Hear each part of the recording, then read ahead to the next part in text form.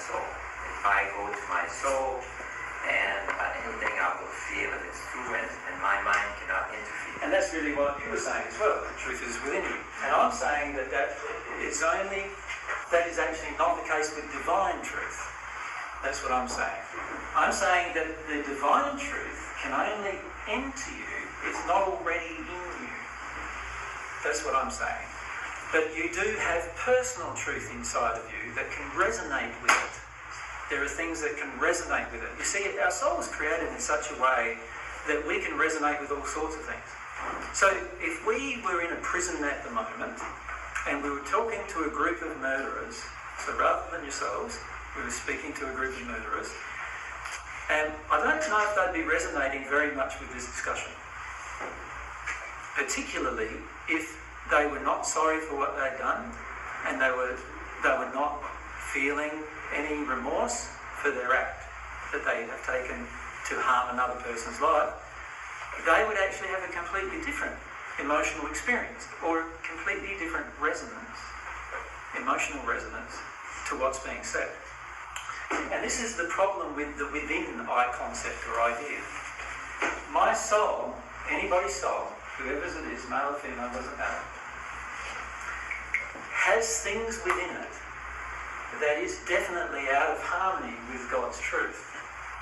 But when things enter it from the externals and resonate with that, it will feel like that thing is actually truth, when the reality is that it's error. And this is the problem we face. The problem we face is that we can often think something is true and actually feel in our heart that it's true when it's not true. And the only way we can determine the difference is whether we're receiving divine love while we're thinking about those particular things. Then we will know for certain whether it's true or not. The problem with the concept, the New Age concept, that if I go within, I will discover all truth, is that it assumes that what is within is in harmony with all truth.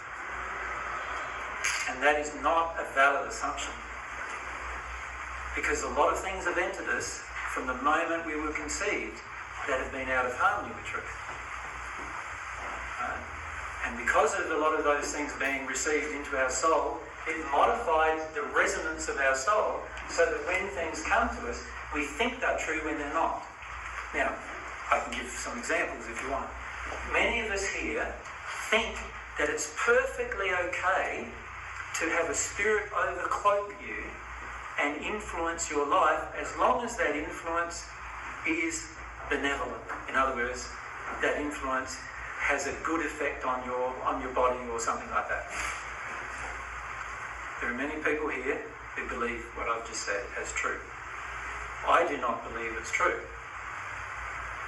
But how do we find out whether it's true?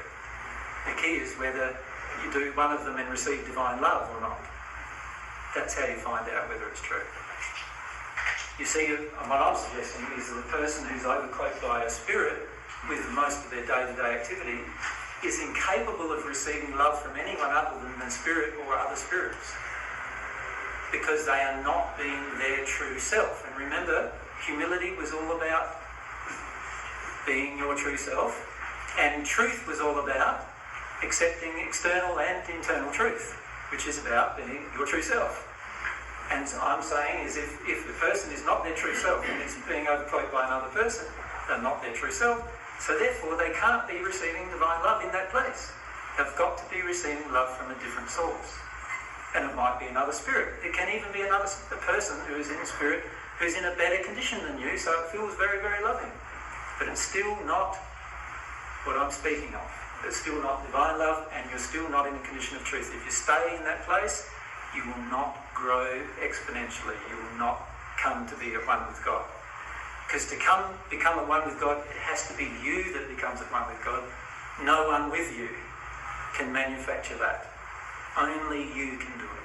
There is no mediator and no helper for you to do it. You have to engage the process if you want it, if you desire it.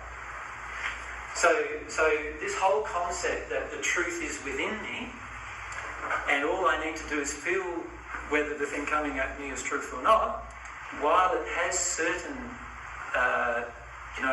what I would call attractive parts to it as a concept, I do not feel that it is true, because it actually allows us to believe that everything inside of us has to be true when that is not the case. Because there are many errors that have entered us over the period of our life. Can I report to you that there is actual physical evidence of what I'm saying? You see, if a person was at one with God and a person was receiving divine love 24/7, would their physical body actually be able to die from old age? No. Certainly not. Because the physical body has the means to completely replicate itself and recover itself, and yet that process, for some reason, scientists don't understand even why it stops, but it does stop. Now, I'm suggesting if you're at one with God, that process wouldn't stop. In other words, you could be on earth and you will look 25 even when you're 100. Now, is there anybody on earth currently who looks 25 when they're 100?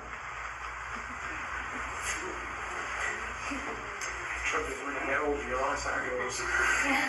Well, if I was at one with God, would it? No, I mean looking.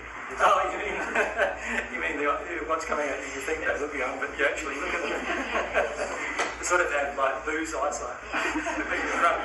Things change. Yeah. And the reality I feel is that if anybody on earth currently was at one with God, they would be 25 years old and they would not age any further than that, around about. And they could be 100, 200 years old and they could still look 25. The only way they could die is if their life was terminated by some other person. That's the only way they could die. Right. Now, do you see or have you noticed anybody in that condition at this point? Right. So at this point, it appears there's no one at one with God on earth. There's no one who's receiving divine love 24/7 on earth right at this point. Cliff Richard looks pretty good.